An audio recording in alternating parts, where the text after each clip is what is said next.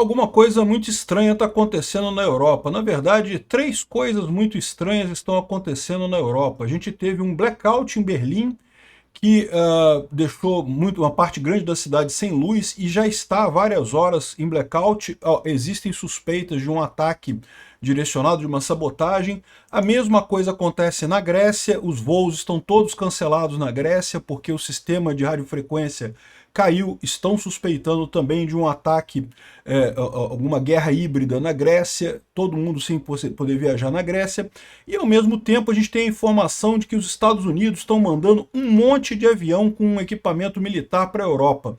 Exatamente qual é o propósito disso, a gente não sabe. Talvez as coisas não tenham nada a ver uma com a outra, sejam três coisas independentes: um acidente na Alemanha, um acidente na Grécia e sei lá, a manutenção de rotina. Estão mandando mais alguns equipamentos dos Estados Unidos para a Europa, né? Vamos tentar entender o que pode estar acontecendo aqui, porque existem duas suspeitas nisso daqui. Uma que tem a ver com o plano de paz da Ucrânia, que a coisa vai sair e os Estados Unidos estão se preparando para fazer a força de paz que vai garantir a segurança da Ucrânia, que vai dar a garantia de segurança. Pode ser isso uma das coisas, né? Outra hipótese é que estejam querendo abordar o petroleiro Bela. Lembra o petroleiro Bela da Venezuela? Que ainda está fugindo dos americanos, mudou de nome, não sei o que lá, e agora está fugindo, está chegando perto da Europa, e talvez os Estados Unidos estejam preparando para abordar esse petroleiro. Pode ser também para a operação no Irã. O que será que está acontecendo, hein? Eu sou Peter Turguniev, esse é o canal Ancapsu e essas notícias foram sugeridas por minha esposa, era do PCdoB, agora é Ancap, Fábrica de Biquínis, Grok e várias outras pessoas. Obrigado aí ao pessoal que sugeriu notícias lá no nosso site, no visãolibertaria.com, e obrigado a você que está assistindo o nosso vídeo. Se você gosta do nosso conteúdo, por favor, deixe o seu like, se inscreva aqui no canal, né? Então tá aqui, ó, uma falta de luz, falta de energia elétrica, né, em Berlim, atingiu 45 mil casas e a suspeita é que foi um ataque de sabotagem, tá? Os cabos foram danificados e deixaram milhares de pessoas sem eletricidade. Lembrando que neste momento, lá em Berlim, na Europa como um todo, está muito frio, estamos no auge do inverno lá no hemisfério norte. Aqui no Rio de Janeiro está um calor infernal, então eu imagino que lá deve estar muito frio também.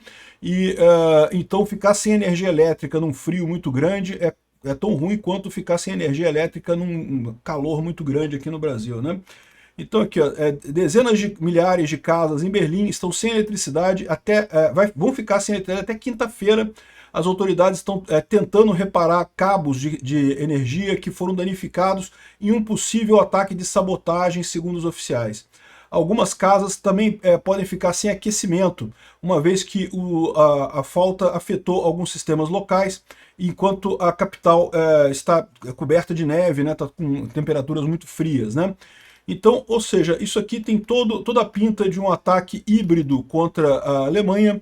Ataque híbrido é sabotagem, né? É um ataque meio terrorista que é feito para desestabilizar o país, talvez como prévia de algum ataque, como prévia de alguma coisa maior, ou então apenas para consumir recursos e dificultar a situação no país, né? Pode ser isso que está acontecendo. Muita gente reclamando, algumas imagens aqui de Berlim totalmente às escuras, né? Berlim é uma cidade muito grande e os alemães são conhecidos pela eficiência em fazer as coisas, então o fato da cidade inteira estar sem luz é algo que chamou atenção, né? Um grande número de pessoas ainda estão sem luz e sem aquecimento, né? E o aquecimento nessa época do ano, lembra, o frio lá não é frio igual aqui no Brasil não, meu amigo, lá é frio de verdade, lá o pessoal morre se não tiver aquecimento, né? E os jornais de lá estão até reclamando, dizendo que, olha só, os últimos grandes quedas de luz que tiveram nos últimos 20 anos, né, no Paquistão, na Índia, no Brasil, em Bangladesh, na Turquia, todos eram blackouts nacionais ou então em grandes cidades, e todos foram reparados em 24 horas. E a capital da Alemanha precisa de 6 dias para conseguir resgatar, né, conseguir voltar a energia elétrica. Eu não sei qual é o blackout que ele está falando que no Brasil foi reparado em 24 horas, porque se for os da Enel lá em São Paulo, olha, tem que dar a notícia para ele que o negócio de 24 horas já foi passado, já não tem esse negócio não, né? Outra coisa é que, de fato, você ter uma falta de luz por motivos naturais, como queda de árvores e coisa e tal, é uma coisa mais fácil de reparar, porque é uma coisa que já é esperada, ou deveria ser esperada pela companhia elétrica, né? A Enel, imagina se tem um planejamento, caso haja uma tempestade em São Paulo e muitas árvores caiam sobre fios e coisa e tal, Então ela deve ter um planejamento lá, deve ter equipamento de reserva, deve ter equipes e não sei o que lá para consertar isso daí. Lá na Alemanha, o caso foi diferente. Eram cabos de alta energia que foram cortados, né? A gente não sabe exatamente se esses cabos eram submersos, se eram enterrados, se eram aéreos, como que foram cortados, mas, ou seja, aparentemente foi sabotagem mesmo. E esse tipo de coisa não se espera, né? Sabotagem, é lógico, é um evento que pode acontecer, mas não se espera que aconteça, né? Então, por isso a demora em consertar esse problema, né? Outra coisa é lá na Grécia. A Grécia também está com um problema que também estão suspeitando que seja uma sabotagem, né? Então o que aconteceu? Houve perda de radiofrequência, a comunicação via rádio na Grécia, e com isso todos os voos foram cancelados na Grécia, tá? Filas enormes, como você pode imaginar, nos aeroportos. Essa época do ano também muita gente viaja para passar o ano novo, depois volta para casa, ou está saindo de férias e coisa e tal. Então, principalmente na passagem do ano e Natal, né? E o pessoal todo ficou preso nos aeroportos. E mais uma vez você tem o problema do frio, né? Os aeroportos têm estrutura para aguentar, mas está frio lá na Grécia, né? Enfim, todo o tráfego aéreo foi fechado nesse domingo, depois do colapso de frequências de rádio que cancelaram a comunicação do tráfego aéreo e deixaram milhares de viajantes parados no aeroporto esperando alguma coisa acontecer, né? Ainda não há certeza sobre o que causou o problema. Começou na manhã de domingo e rapidamente escalonou para vários voos, vários aeroportos em toda a Grécia, né? E dezenas dúzias de voos foram interrompidos. Por alguma razão, todas as frequências foram perdidas. Nós não conseguimos comunicar com as aeronaves no céu. Ou seja, parece também alguma sabotagem. Pode ser uma sabotagem talvez até eletrônica, né? Talvez até cibernética. Ou então uma sabotagem física mesmo, foram lá e cortaram a antena fora, não sei. O fato é que a Grécia está com esse problema, tá? Tá todos aqui, você pode ver aqui o mapa, um monte de avião passando aqui num monte de lugar. Na Grécia, tudo parado porque os aeroportos estão todos fechados. O problema é a comunicação entre os aeroportos na Grécia. E, de novo, pode ser um acidente? Pode ser um acidente, né? Pode ser. Não dá para saber. Por enquanto não temos nenhuma informação sobre o que aconteceu na Grécia. Mas está estranho, né? Mesmo dia que teve o coisa lá em Berlim, isso aqui na Grécia. E aí, outra coisa que eu cheguei a falar até no vídeo da Ucrânia de hoje, né? Para quem não sabe, eu faço vídeos diários sobre a situação na Ucrânia, a invasão da Ucrânia pela Rússia, e eu faço isso lá no meu canal Mundo em Revolução, né? E eu falei sobre esse caso aqui, que é um caso que chama atenção também. A gente sabe que tem um monte de aviões de C-17, que são aviões cargueiros militares americanos, atravessando o Atlântico em direção à Europa. O que os americanos estão mandando para a Europa? O que está indo para lá? Eu adoraria que fosse ajuda para a Ucrânia, acho que seria a melhor coisa possível, mas a gente não sabe exatamente o que está sendo mandado para lá, tá? O que se sabe é que é uma quantidade muito grande. Tem aqui vários desses aviões saindo aqui de várias bases aéreas americanas, indo em direção, principalmente a Londres, tá? Aqui tem alguns desses aviões aqui, está mostrando aqui a lista dos aviões que levantaram voo entre ontem à noite e hoje pela manhã. Um monte de aviões indo em direção à Europa, e da Europa, desculpa, indo em direção à Inglaterra, e da Inglaterra indo para a Europa, né? Não se sabe exatamente o que eles estão transportando, mas é uma coisa incomum, tá? É uma carga, é muita carga, muita coisa que está sendo enviada. E aqui, ó, segundo o War Monitor, que é lá da Inglaterra, ele está falando aqui que continuam a pousar os aviões de carga americanos em grandes números agora na manhã de domingo. Então, exatamente o que os Estados Unidos está levando para a Europa, a gente não sabe. É prenúncio de alguma coisa na Europa? Não sabemos, né? Bom, existem algumas possibilidades nessa história. Uma possibilidade é que, como eu falei, a primeira possibilidade seria ajuda para a Ucrânia. Né? O Trump foi enganado pelo Putin com aquela história de que a Ucrânia teria atingido a mansão do Putin lá em Valdai. Aquilo era mentira, todo mundo viu que era mentira.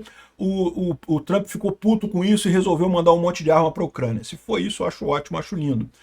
Existe outra possibilidade, pode ser para fazer o apoio ao pessoal em Teherã, no Irã. Né? Você sabe, em Teherã está havendo uma série de protestos. Eu também estou cobrindo esses protestos de Teherã lá no canal Mundo em Revolução. Eu vou deixar o link dos vídeos do canal Mundo em Revolução aqui na descrição desse vídeo, caso você queira acompanhar isso lá também, né? E pode ser que isso seja para preparar uma ação contra o Ayatollah Khamenei, o líder lá do Irã, Mas eu não sei, tá? Porque da última vez que os Estados Unidos atacaram o Irã, eles partiram direto dos Estados Unidos, né? Os aviões foram direto dos Estados Unidos para lá. E se fossem fazer um ataque direto ao Irã, faria mais sentido irem para Israel, não para a Europa, né? Então, sinceramente, não sei se tem a ver com o Irã essa movimentação não, tá? O Trump prometeu que se o governo iraniano começasse a atirar em manifestantes, que o Trump iria intervir, né? E depois da intervenção na Venezuela, não dá para duvidar que ele vai fazer alguma coisa, mas por enquanto não sabemos de nada. Existe a outra possibilidade, além de ser ajuda para a Ucrânia, é isso aí seja a preparação para as forças de paz na Ucrânia. Existe uma negociação sobre um acordo de paz que a gente não sabe ainda o formato final dele. A gente sabe que está havendo essa negociação entre a Rússia, os Estados Unidos, a Ucrânia e a Europa, e está havendo, e nessa negociação há o estabelecimento de uma força de paz que vai atuar na Ucrânia para garantir que a Rússia não ataque mais a Ucrânia no período desse cessar-fogo, desse acordo de paz, né? E uma das versões, o problema é esse, a gente não sabe exatamente qual a versão desse plano de paz que teria sido aprovado, se é que foi aprovado alguma coisa. Mas uma dessas versões previa soldados franceses e ingleses fazendo a segurança lá na Ucrânia nesse período, né?